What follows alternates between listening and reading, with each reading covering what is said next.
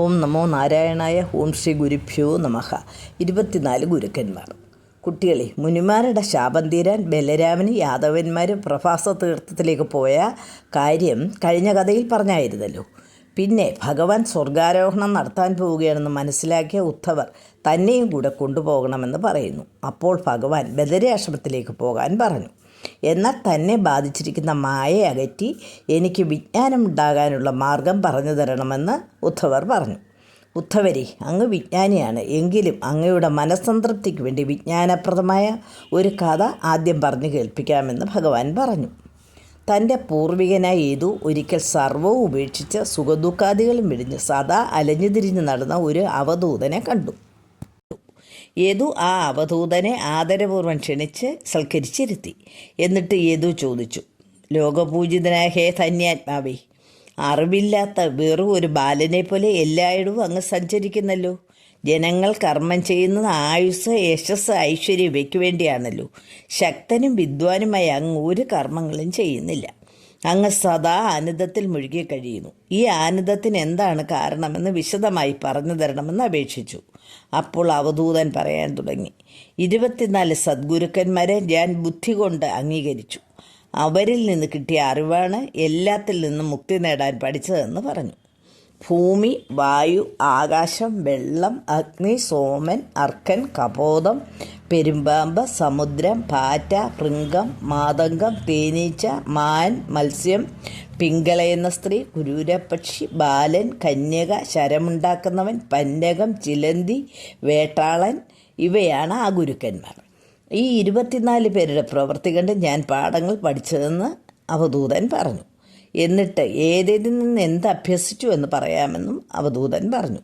എന്ത് പീഡനങ്ങൾ ഏൽക്കേണ്ടി വന്നാലും ധർമ്മമാർഗത്തിൽ നിന്ന് ചലിക്കാതെ എല്ലാം സഹിക്കണമെന്ന് ഭൂമിയിൽ നിന്ന് പഠിച്ചു.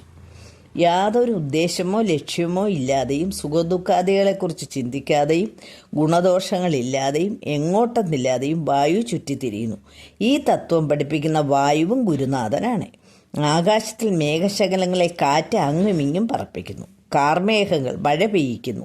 മിന്നലും ഇടിയും ഉണ്ടാക്കുന്നു. ഇതൊന്നും ആകാശത്തെ ബാധിക്കുന്നില്ല. അതുപോലെ എൻ്റെ പ്രവൃത്തികളൊന്നും എൻ്റെ മനസ്സിനെ ബാധിക്കുന്നില്ല. അതുകൊണ്ടാണ് ആകാശം ഗുരുവായത്. പുണ്യതീർത്ഥങ്ങളിൽ സ്നാനം ചെയ്യുന്ന എല്ലാവരുടെയും പാപങ്ങൾ നശിക്കുന്നു. എന്നാൽ തീർത്ഥജലത്തിന് യാതൊരു ക്ലേശവും ഇല്ലാതെ എന്ത് സഹിച്ച് അന്യന് പുണ്യം ചെയ്യുന്നു. ഈ തത്വമാണ് ജലത്തിൽ നിന്ന് പഠിച്ചത്. ചന്ദ്രൻ യഥാർത്ഥത്തിൽ സമവൃത്തനാണ്.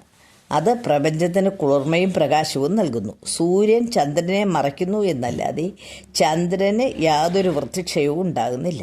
അതുപോലെ മായയാൽ ദേഹത്തിന് ക്ലേശാദികൾ ഉണ്ടെന്നല്ലാതെ ആത്മാവിന് ക്ലേശമൊന്നുമില്ല എന്ന് ചന്ദ്രനിൽ നിന്ന് പഠിച്ചു.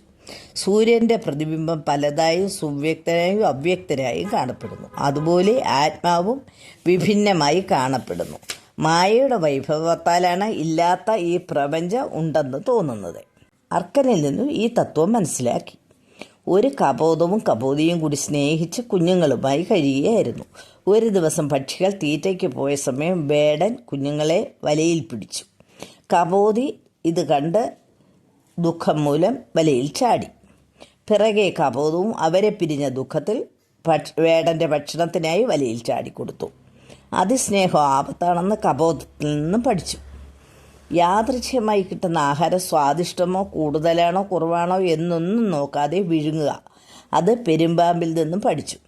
പുണ്യമോ മലിനമോ ആയ ആര് തന്നിൽ വന്ന് പതിച്ചാലും യാതൊരു പരിഭവമില്ലാതെ പ്രസന്നനായി സമുദ്രം കിടക്കുന്നു. അതുപോലെ മുനി മഹാവിഷ്ണുവിൽ മനം വെച്ച് തന്നെ ഇരിക്കണം. മായാനിർമ്മിതമായ വസ്തുക്കളെ ഭ്രമിക്കുന്ന ഒരു മനുഷ്യൻ തീയിൽ ഭ്രമിച്ചു വീഴുന്ന പാറ്റകളെപ്പോലെ നശിക്കുന്നു. പുഷ്പത്തിൽ നിന്ന് തേൻ ശേഖരിക്കുന്നു, അത് മനുഷ്യർ അപഹരിക്കുന്നു. അത് കൂട്ടാക്കാതെ പരോപകാരാർത്ഥത്തിനായി പരിശ്രമിക്കുന്ന തേനീച്ചയും ഒരു ഗുരുവാണ്. ഏത് പുഷ്പത്തെയും നല്ലതും ചീത്തയും നോക്കാതെ അതിലടങ്ങിയിരിക്കുന്ന രസം അറിയുന്ന വണ്ടും ഒരു ഗുരുവാണ്. നല്ലതും ചീത്തയും എന്ന വ്യത്യാസമില്ലാതെ സംഭാവനയാണ് വണ്ടിൽ നിന്ന് പഠിച്ചത്. അറിവുള്ളവർ ഒരിക്കലും പരസ്ത്രീകളെ പ്രാപിക്കരുത്. അത് ദുഃഖത്തിന് കാരണമാകും. ആശയാണ് ദുഃഖത്തിന് കാരണമെന്ന് പിങ്കളയിൽ നിന്നും പഠിച്ചു. ആനന്ദം നൽകുന്ന മാംസം തിന്നാൻ വന്ന കുരൂരപ്പക്ഷിയെ ബലമേറിയ പക്ഷികൾ ഉപദ്രവിച്ചപ്പോൾ അത് വേണ്ടെന്ന് വെച്ച് പോയി. പ്രിയമുള്ള വസ്തുക്കൾ നേടുന്നത് ദുഃഖത്തിന് കാരണമാകുമെന്ന് കുരൂരപക്ഷിയിൽ നിന്നും പഠിച്ചു. മാനവും അപമാനവും പ്രാരബ്ധവും ഒന്നിനെപ്പറ്റിയും ചിന്തയുമില്ലാത്ത ബാലനെ കണ്ട് എപ്പോഴും ആനന്ദത്തോടെ നടക്കാമെന്ന് പഠിച്ചു. ചൂണ്ടയിൽ ചെന്ന് കൊത്തി സ്വയം മരണമടയുന്ന മത്സ്യങ്ങളെപ്പോലെ മൂഢന്മാർ നിന്ദ്യങ്ങളായ കാര്യങ്ങളിൽ സ്വയം ചെന്ന് വീണ് നശിക്കുന്നു. അതിനാൽ ഈ തത്വം കാണിച്ചു തന്ന മത്സ്യത്തെയും ഞാൻ ഗുരുവായി സ്വീകരിച്ചു.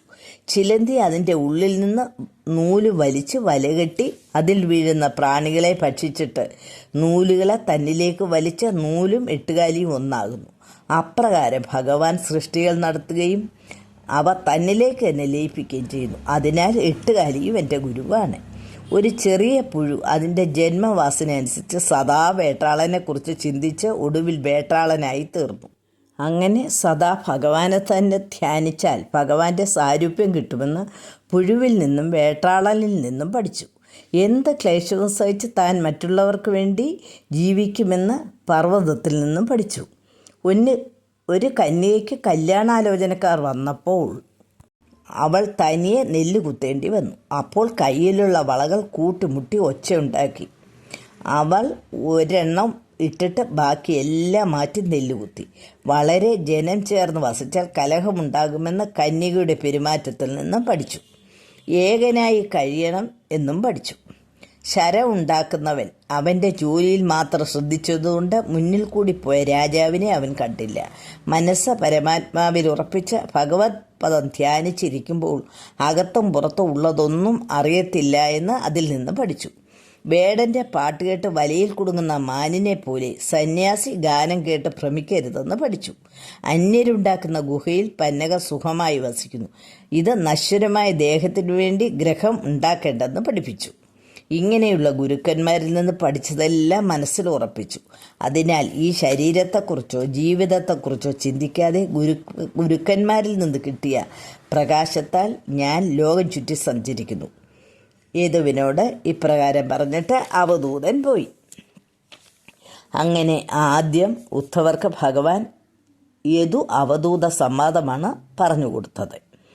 കുഞ്ഞുങ്ങളെ, നമ്മുടെ ചുറ്റുമുള്ള കാര്യങ്ങളിൽ നിന്ന് തന്നെ നമ്മൾക്കെല്ലാം പഠിക്കാമെന്നുള്ള കാര്യം മനസ്സിലായല്ലോ. ഇനി ഉദ്ധവർക്ക് ഭഗവാൻ കൊടുക്കുന്ന ഉപദേശം അടുത്ത ഭാഗത്തിൽ പറയാം എന്ന് പറഞ്ഞുകൊണ്ട് നിർത്തട്ടെ. ഹരി ഓം തത്സത്.